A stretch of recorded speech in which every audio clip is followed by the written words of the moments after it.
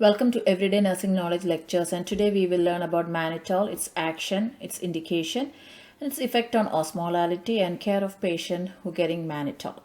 Mannitol belongs to the class osmotic diuretics. It comes in different concentrations starting from 5%, 5, 10, 15, 20 and 25%, so always verify the order.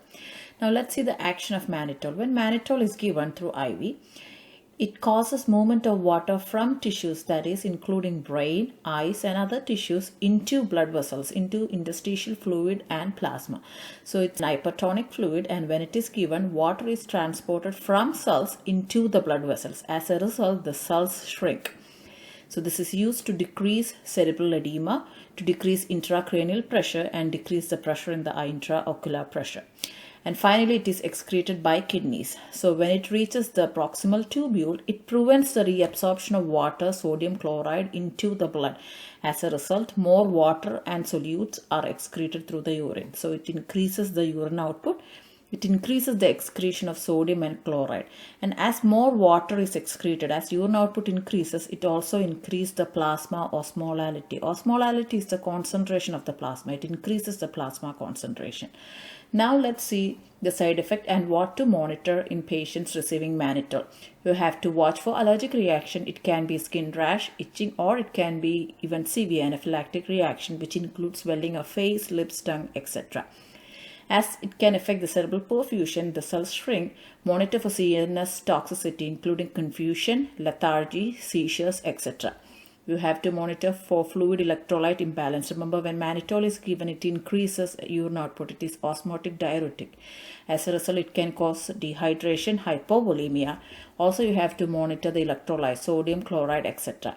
As it can cause dehydration, it can aggravate and induce acute kidney injury. So you have to monitor for renal function.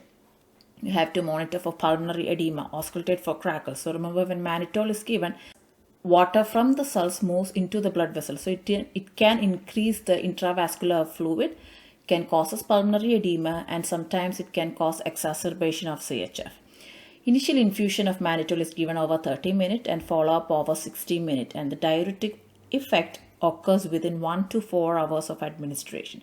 So you have to strictly monitor the intake output and hourly urine output. Effect will remain 3 to 6 hours after the infusion is stopped. Mannitol can precipitate into crystal, especially at room temperature. So it should be infused through 0.2 micron filter. And if you see any crystals, it cannot be infused to the patient because these crystals can cause multiple organ failure. So you have to visually check the medicine for any crystals. When a patient is receiving multiple mannitol doses, you have to monitor the serum osmolality.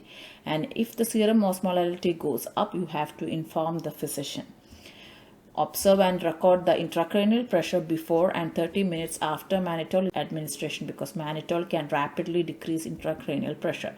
You have to monitor and record hourly output 2 hours before and 4 hours after administration because of its diuretic effect. So today we learned about mannitol, and thanks for watching my video.